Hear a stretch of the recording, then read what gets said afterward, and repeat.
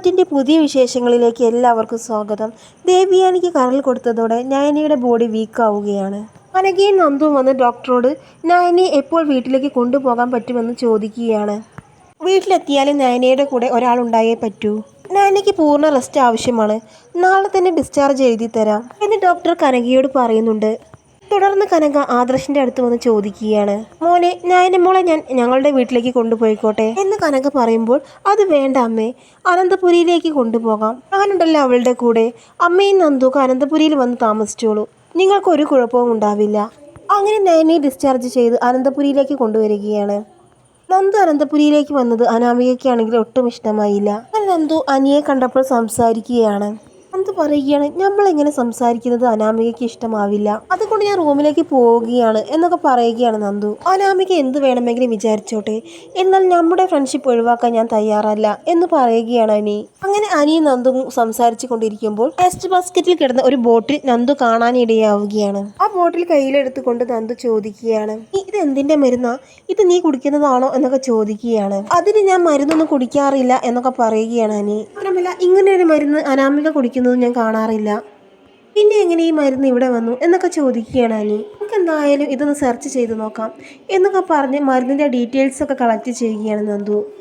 അനി, ഇത് വിഷമാണ്, ഇതായിരിക്കുമോ ആദർശേട്ടൻ്റെ അമ്മ കഴിച്ചിരിക്കുക എന്നൊക്കെ ചോദിക്കുകയാണ് നന്ദു. എങ്കിൽ ഇത് അനാമികയുടെ പണിയായിരിക്കും നന്ദു, ഇതങ്ങനെ വിട്ടാൽ പറ്റില്ല. നീ ഇപ്പോൾ ഒരു പ്രശ്നം ഉണ്ടാക്കേണ്ട, എന്തായാലും ആദർശേട്ടൻ്റെ അമ്മ സർജറി കഴിഞ്ഞ് തിരിച്ചു വരുമല്ലോ, അതുവരെ നീയും ക്ഷമിക്കണം എന്ന് പറയുകയാണ് നന്ദു. എന്നൊക്കെ പറഞ്ഞ് അവിടെ നിന്ന് പോവുകയാണ് നന്ദു. ഇത് കാണിക്കുന്നത് അനാമികയും രേവതിയും സംസാരിച്ചു കൊണ്ടിരിക്കുന്നതാണ്. അപ്പോൾ ഈ പാലിൽ വിഷം കലർത്തിയത് നീയാണെന്ന് ആരും പറഞ്ഞിട്ടില്ല, നീ ആരും കണ്ടുപിടിക്കുമെന്ന് പേടിക്കുകയും വേണ്ട, കാരണം അതിന് ഈ തെളിവുകളൊന്നുമില്ലല്ലോ എന്നൊക്കെ പറയുകയാണ് രേവതി. അതെ അമ്മേ, ഞാനാണ് പാലിൽ വിഷം കലർത്തിയതെന്ന് ആരും കണ്ടുപിടിച്ചിട്ടില്ലല്ലോ, അതിനാണെങ്കിൽ ഒരു തെളിവുകളുമില്ല, അതുകൊണ്ട് ഇനി പേടിക്കേണ്ട കാര്യമില്ല എന്നൊക്കെ പറയുകയാണ് അനാമിക. അതേസമയം ആദർശ് നയനയ്ക്ക് കഴിക്കാനായി ഫ്രൂട്ട്സ് വാങ്ങിച്ചുകൊണ്ട് വരുന്നുണ്ട്. രേവതി ആ ഫ്രൂട്ട്സ് കിച്ചണിൽ വന്ന് എടുത്തു കൊണ്ടുപോകാൻ നോക്കുമ്പോൾ കനക അങ്ങോട്ട് വരികയാണ്. നിങ്ങൾ എന്താണ് ഈ ഫ്രൂട്ട്സ് എടുത്തു കൊണ്ടുപോകുന്നത്? ഇത് ആദർശമോ നയനമോൾക്ക് ക്ഷീണമുള്ളത് കാരണം വാങ്ങിയതാണ്, നിങ്ങൾക്ക് വേണമെങ്കിൽ അനിമോനോട് വാങ്ങിച്ച് കൊണ്ടുവരാൻ പറ എന്ന് പറഞ്ഞ് കനക ആ ഫ്രൂട്ട്സ് രേവതിയുടെ കയ്യിൽ നിന്ന് വാങ്ങിക്കുന്നുണ്ട്.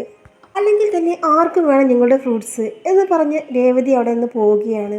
അടുത്ത ദിവസം ദേവയാനിയെ ഹോസ്പിറ്റലിൽ നിന്ന് ഡിസ്ചാർജ് ആക്കുന്നുണ്ട്. അങ്ങനെ വീട്ടിലേക്ക് എത്തിയ ദേവയാനിയോട് നയനയെ മോശക്കാരിയാക്കിക്കൊണ്ട് അനാമിക അങ്ങനെ പറയുകയാണ്, നയന വല്യമ്മയ്ക്ക് കരൾ തന്നു എന്ന് കരുതി അവളോട് കൂടുതൽ സ്നേഹമൊന്നും കാണിക്കേണ്ട, വല്യമ്മയുടെ സ്നേഹം പിടിച്ചു പറ്റാൻ അവൾ ചെയ്ത പണിയാണ് എന്നൊക്കെ അനാമിക പറഞ്ഞു കൊടുക്കുന്നുണ്ട്. എന്നിട്ട് എൻ്റെ ചേച്ചിയെ കുറിച്ച് നീ അനാവശ്യം പറയുന്നു, നീയല്ലേ ആദർശേട്ടൻ്റെ അമ്മയ്ക്ക് വിഷം കലക്കി കൊടുത്തത് എന്ന് ചോദിച്ചുകൊണ്ട് നന്ദു അങ്ങോട്ട് വരികയാണ്. എൻ്റെ മരുമകളെ കുറിച്ച് ഇങ്ങനെയൊക്കെ പറയാൻ നീ ആരാണ് എന്ന് പറഞ്ഞ് ജാനകി അനാമികയെ അടിക്കാൻ ഒരുങ്ങുകയാണ്. അങ്ങനെ ജാനകി നന്ദുവിനെ അടിക്കാൻ ഒരുങ്ങുമ്പോൾ അനി ഓടി വന്ന് തടയുകയാണ്. അമ്മ ഇപ്പോൾ ഒന്നും സംസാരിക്കേണ്ട, അത് ഇപ്പോൾ സംസാരിക്കുന്നത് തെളിവുകൾ സഹിതമാണ് എന്ന് അനി പറയുമ്പോൾ ജാനകി മിണ്ടാതിരിക്കുന്നുണ്ട്. എന്ത് തെളിവാ? എൻ്റെ മരുമകൾ നിരപരാധിയാണെന്ന് ഞാൻ പറഞ്ഞില്ലേ, ഇവൾക്ക് എൻ്റെ മോളെ ജയിലിൽ അടച്ചിട്ട് സമാധാനത്തോടെ അനിയുടെ കൂടെ ജീവിക്കണം, അതിനുള്ള പദ്ധതിയാണ് അവൾ ചെയ്യുന്നത് എന്ന് പറയുകയാണ് ജാനകി. അമ്മേ, ഒരു ഉറുമ്പിനെ പോലും ഞാൻ ഇതുവരെ നോവിച്ചിട്ടില്ല, ആ എന്നെ കുറിച്ചാണ് ഇവർ ഓരോ കുറ്റം ചുമത്തുന്നത്. അമ്മ ഇതൊന്നും വിശ്വസിക്കല്ലേ, അതിന് സപ്പോർട്ടായിട്ട് എൻ്റെ ഭർത്താവും അവളുടെ കൂടെയുണ്ട്, ഇവിടെ ആരും അതൊന്നും വിശ്വസിക്കല്ലേ എന്നൊക്കെ പറയുകയാണ് അനാമിക. ആ സമയം നന്ദു മരുന്നിൻ്റെ ബോട്ടിൽ എല്ലാവർക്കും കാണിച്ചു കൊടുക്കുകയാണ്. ആ ബോട്ടിൽ കാണുമ്പോൾ അനാമികയും രേവതി ഷോക്ക്ഡ് ആവുകയാണ്. നിന്നോട് ആ ബോട്ടിൽ കളയാൻ വേണ്ടി പറഞ്ഞതല്ലേ, പിന്നെ ഈ ബോട്ടിൽ എങ്ങനെ ഇവരുടെ കയ്യിൽ കിട്ടി എന്ന് രഹസ്യമായി അനാമികയോട് ചോദിക്കുകയാണ് രേവതി. അമ്മേ, അത് പിന്നെ കളയാമെന്ന് കരുതി വേസ്റ്റ് ബാസ്ക്കറ്റിൽ കൊണ്ടിട്ടതാണ് എന്നൊക്കെ അനാമിക മറുപടി കൊടുക്കുന്നുണ്ട്. ഇതെനിക്ക് അനിയുടെ റൂമിൽ നിന്ന് കിട്ടിയതാണ്, ഇത് കഴിച്ചാൽ കഴിച്ചവരുടെ കാര്യം വളരെ അപകടമാണ് എന്ന് നന്ദു പറഞ്ഞു കൊടുക്കുന്നുണ്ട്. ഏതായാലും ഇത് റൂമിൽ കൊണ്ടിട്ടത് ഞാനല്ല, എനിക്ക് വല്യമ്മയോട് അങ്ങനെ ചെയ്യേണ്ട കാര്യമില്ലല്ലോ, വല്യമ്മയെ ഞാൻ എൻ്റെ സ്വന്തം അമ്മയെ പോലെയാണ് കാണുന്നത്, എൻ്റെ റൂമിലുള്ളത് അനാമികയാണ്, അവൾക്ക് വല്യമ്മയോട് ദേഷ്യമൊന്നും ഉണ്ടാവില്ല. ആ പാല് നയനേടത്തി കാച്ചി വെച്ചത് നവ്യേടത്തിക്ക് വേണ്ടിയായിരുന്നു, അതിനിടയിൽ ആരോ ആ പാലിൽ വിഷം കലക്കിയതിനു ശേഷം ആ ബോട്ടിൽ വേസ്റ്റ് ബാസ്ക്കറ്റിൽ കൊണ്ടിട്ടു. അത് ചെയ്തത് ആരാണെന്ന് എല്ലാവർക്കും അറിയണ്ടേ, അതെ അത് ഇവളാണ്, ഈ അനാമിക, നവ്യേടത്തിയെ ഇല്ലാതാക്കലായിരുന്നു ഇവളുടെ ലക്ഷ്യം എന്നൊക്കെ പറയുകയാണ് അനി. അനാമിക, ഈ മരുന്ന് ബോട്ടിൽ നിനക്ക് എവിടെ നിന്ന് കിട്ടി? ഞാനിപ്പോൾ പോലീസിനെ വിളിക്കാൻ പോവുകയാണ്. ആദർശേ, വേഗം പോലീസിനെ വിളിക്കടാ എന്ന് പറയുകയാണ് ജയൻ. പോലീസിനെ ഒന്നും വിളിക്കേണ്ട, ഞാൻ സത്യമെല്ലാം പറയാം, അമ്മയാണ് അച്ഛനോട് പറഞ്ഞ് ഈ മരുന്ന് വാങ്ങിപ്പിച്ചത്, നവ്യയ്ക്ക് വേണ്ടിയായിരുന്നു പാലിൽ വിഷം കലക്കിയത്, പക്ഷെ അതിൽ വീണു പോയത് വല്യമ്മയാണ്. എന്ന് അനാമിക സമ്മതിക്കുന്നുണ്ട്. അത് കേൾക്കുമ്പോൾ നവ്യയാണെങ്കിൽ ആകെ ഷോക്കഡ് ആവുകയാണ്. എന്നിട്ട് ഓടി വന്ന് അനാമികയുടെ മുഖത്ത് ആഞ്ഞടിക്കുകയാണ്.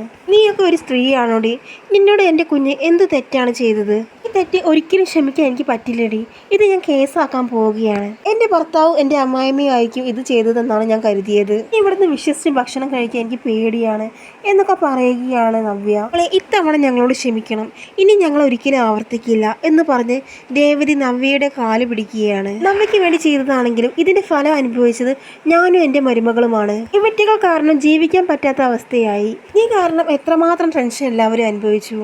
എൻ്റെ ആരോഗ്യസ്ഥിതി വളരെ മോശമായി. ഞാനിപ്പോൾ എനിക്ക് ലിവർ തരേണ്ട അവസ്ഥ വരെ വന്നു. അതുകൊണ്ട് ഒരിക്കലും എനിക്ക് ക്ഷമിക്കാൻ പറ്റില്ല. ഇവളെ പോലീസിൽ ഏൽപ്പിക്കണം ചെയ്യട്ടാ എന്ന് പറഞ്ഞ് അനാമികയെ ദേഷ്യത്തോടെ നോക്കുകയാണ് ദേവയാനി. ദേവയാനി, ഇനി കൂടുതലൊന്നും പറയണ്ട, റെസ്റ്റ് എടുക്ക്. ഇവിടുത്തെ എല്ലാ കാര്യങ്ങളും തീരുമാനിക്കുന്നത് അച്ഛനല്ലേ. അച്ഛൻ പറയട്ടെ എന്താണ് ചെയ്യേണ്ടതെന്ന്. ഇവൾക്ക് എന്ത് ശിക്ഷയാണ് കൊടുക്കേണ്ടതെന്ന് അച്ഛൻ തീരുമാനിക്കട്ടെ എന്നൊക്കെ പറയുകയാണ് ജയൻ. ആ സമയം രേവതി അനാമികയും മുത്തശ്ശൻ്റെ കാലിൽ വീണ് മാപ്പ് പറയുകയാണ്. മുത്തശ്ശനാണെങ്കിൽ ആകെ ദേഷ്യത്തോടെ അനാമികയുടെ കയ്യിൽ പിടിച്ച് പുറത്തേക്ക് കൊണ്ടുപോവുകയാണ്. ശേഷം അനാമികയും രേവതിയെയും പുറത്തേക്ക് തള്ളിയിടുകയാണ് മുത്തശ്ശൻ. ഇനി ഇവിടെ നിങ്ങൾക്കൊന്നും ഒരു സ്ഥാനവുമില്ല, ഒരിക്കലും നിങ്ങളെ ഇവിടെ കണ്ടുപോകരുത് എന്ന് പറഞ്ഞുകൊണ്ട് അനാമികയെ രേവതിയെയും പുറത്തേക്ക് തള്ളുകയാണ് മുത്തശ്ശൻ. പിന്നെ നിന്നെ പോലീസിൽ ഏൽപ്പിക്കാത്തത് ഞങ്ങളുടെ മാന്യത. നീ നിന്റെ അമ്മയും വിളിച്ചുകൊണ്ട് ഇവിടുന്ന് പോകാൻ നോക്ക് എന്നൊക്കെ മുത്തശ്ശൻ ദേഷ്യപ്പെട്ട് പറയുന്നുണ്ട്. അച്ഛ, ഒരു പ്രാവശ്യം അനാമിക മോൾക്ക് മാപ്പ് കൊടുക്ക്. അനാമിക മോൾക്കൊരു തെറ്റ് പറ്റിയതാണ് എന്ന് പറഞ്ഞ് ജാനകി ഓടി വരുന്നുണ്ട്. ജാനകിക്കും വേണമെങ്കിൽ അവരുടെ കൂടെ പോകാം. അനാമികയ്ക്കും അവളുടെ അമ്മയ്ക്കും സപ്പോർട്ടായി നിന്നത് എപ്പോഴും നീയല്ലേ. ഇനിയും അവരെ സപ്പോർട്ട് ചെയ്തു വന്നാൽ നീയും ഈ പടിക്ക് പുറത്തായിരിക്കും. അങ്ങനെ മുത്തശ്ശൻ പറയുന്നത് കേട്ട് ജാനകി ഒന്നും മിണ്ടാതെ അകത്തേക്ക് കയറി പോവുകയാണ്. അതിനെയാണെങ്കിൽ ഇതൊന്നും വിശ്വസിക്കാൻ കഴിയാതെ വല്ലാതൊരവസ്ഥയിൽ നിൽക്കുകയാണ്.